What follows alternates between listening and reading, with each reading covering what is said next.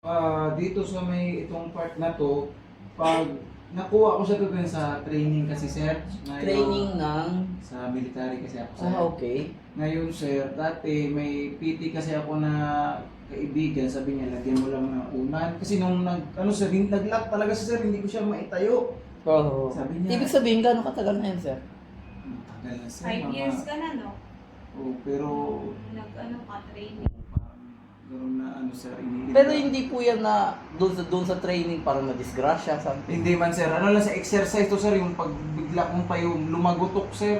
Tumunog. Tapos may parang nag-lock, hindi ko madiretso. Hmm. Sabay, nawala man din siya sir, pero ang nangyayari kasi sir, pag na yung positioning ko sir, nakabako ako or kahit napahiga o basta nakabako ako sir, mahirap na ako na idiretso ko yung katawan ko sir, humihinga po ako ng malalim para maidiretso ko kasi minsan nakaganyan talaga sir, kapag ito sumakit, hindi ko parang naglalak siya sir, tapos umaabot na siya dito sir. Kaya hindi ko alam kung anong gagawin. Kung titingnan niya, no? Yes, sir. Sir, kung nagpagkatiwala, sir. Yan. Mataas. Oh. Ang baba. Makikita niyo yan sa video.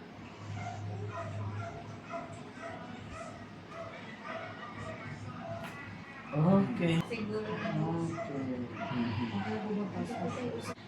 Okay.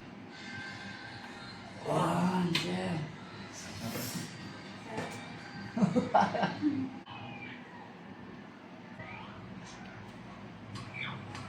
Ayun.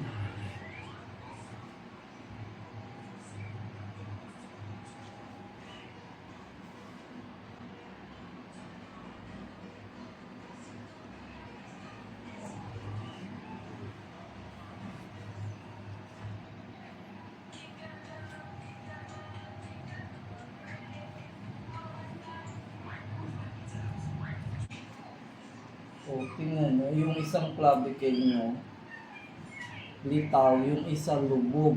Ayan, ha?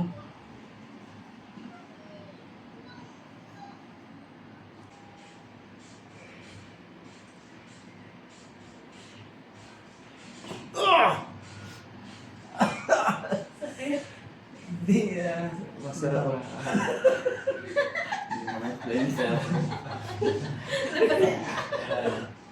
Masarap siya na Sarap na masakit? hindi man.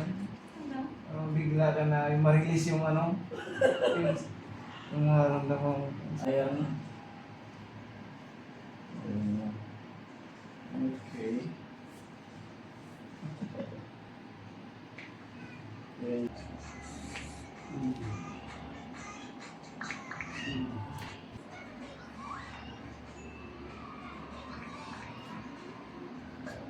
Kailangan yan, Tama pero kayo, sir. ganyan ang matindi po yan.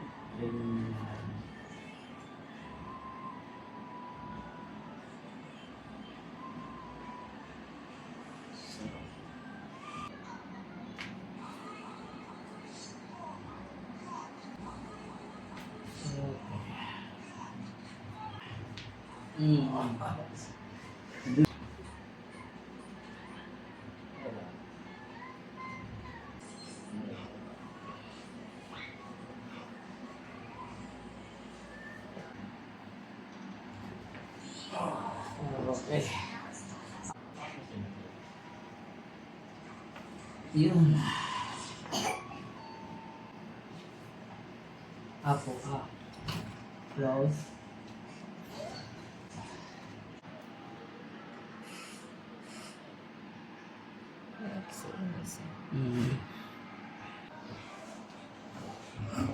Ayun.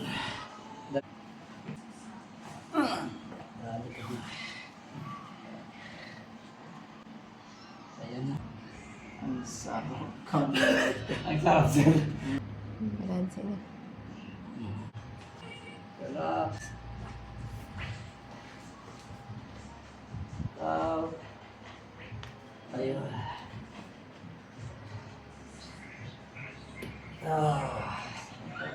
Relax na, sir. Ayan.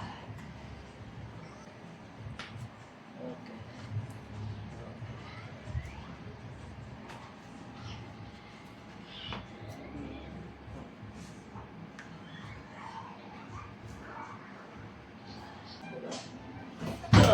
Yun.